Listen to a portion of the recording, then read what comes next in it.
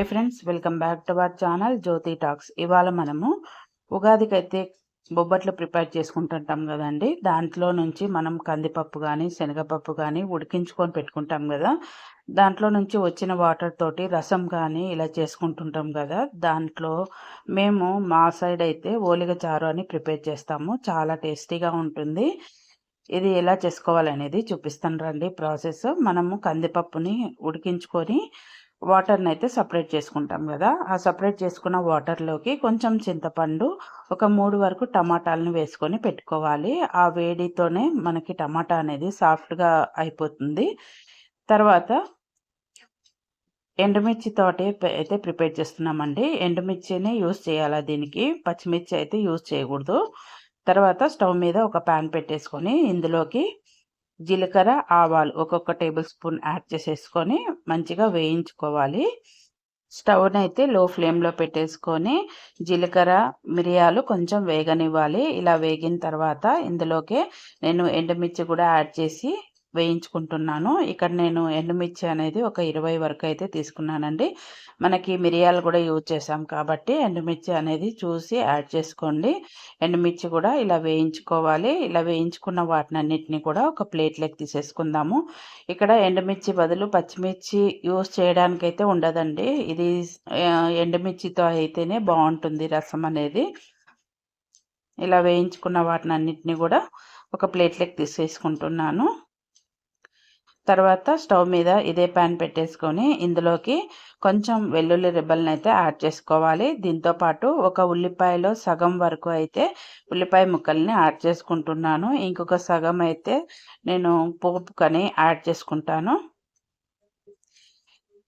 దీంట్లో అయితే oil use చేయాల్సిన పని లేదండి. అన్నీ కూడా ఇలా డ్రైగానే వేయించుకోవాలి. ఇలా వేయించుకున్న తర్వాత ఇందులో ఎండు కొబ్బరిని అయితే యాడ్ చేస్తున్నాను. నేను సగం అయితే యాడ్ చేశానండి ఎండు కొబ్బరి అనేది. ఇలా ఎండు కొబ్బరిని తురిమి యాడ్ చేశాను, తొందరగా వేగిపోతుందని. ఇక్కడ మీకు ఎండు కొబ్బరి నచ్చకపోతే ఇక్కడ పచ్చి కొబ్బరి కూడా యూజ్ చేయొచ్చండి. నా దగ్గర ఇక్కడ పచ్చి కొబ్బరి లేదని చెప్పేసి ఎండు కొబ్బరిని అయితే యూజ్ చేస్తున్నాను. ఇలా వేయించుకున్న దీన్ని కూడా ప్లేట్లోకి తీసేసుకుందాము. ఇలా ప్లేట్లోకి తీసేసుకున్న తర్వాత పూర్తిగా చల్లారనివ్వాలి. వీటన్నిటిని కూడా పూర్తిగా చల్లారిన తర్వాత ఒక మిక్సీ జార్ తీసుకొని ఇందులోకి ఎండు కొబ్బరి, ఎండుమిర్చి, మిరియాలు, జీలకర్ర వీటన్నిటిని వేసేసుకొని ఒకసారి మెత్తగా గ్రైండ్ చేసుకోవాలి.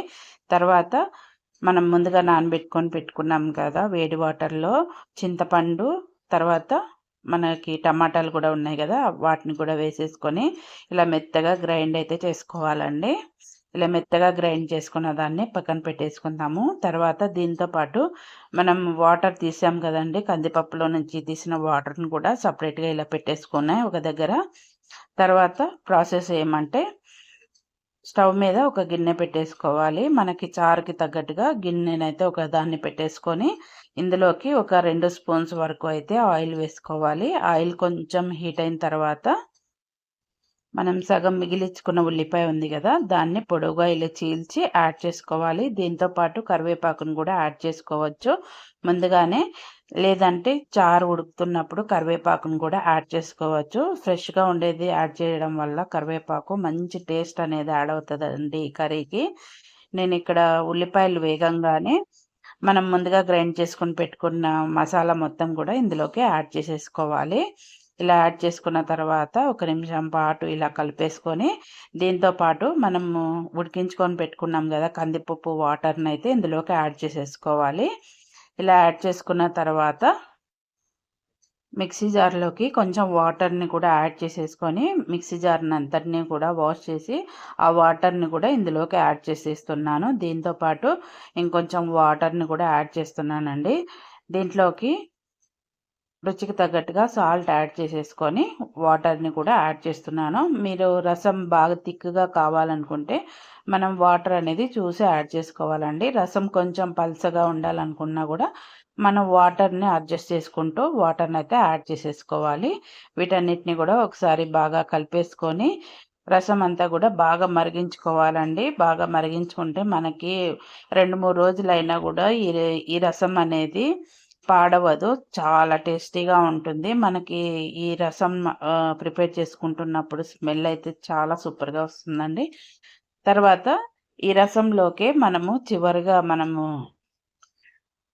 బొబ్బట్లు చేసుకుంటున్నప్పుడు పూర్ణం ఉంటుంది కదండీ! చివరగా పూర్ణం అయితే యాడ్ చేసుకోవచ్చు. అది యాడ్ చేసుకోవడం వల్ల థిక్‌నెస్ వస్తది. మరియు కొంచెం స్వీట్‌నెస్ అనేది యాడ్ అవుతది.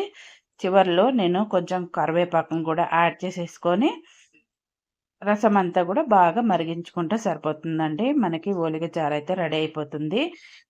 చాలా టేస్టీగా ఉంటుంది. తప్పకుండా ఈ ఉగాదికైతే ట్రై చేయండండి. ట్రై చేసి ఎలా కుదిరిందో, ఎలా ఉందో మీకు కూడా ట్రై చేసి కామెంట్ చేయండి. ఈ వీడియో గనక మీకు నచ్చినట్టయితే లైక్ చేయండి, షేర్ చేయండి. నా ఛానల్‌ని కొత్తగా చూసే వాళ్ళైతే సబ్స్క్రైబ్ చేసుకోనండి. Thank you for watching.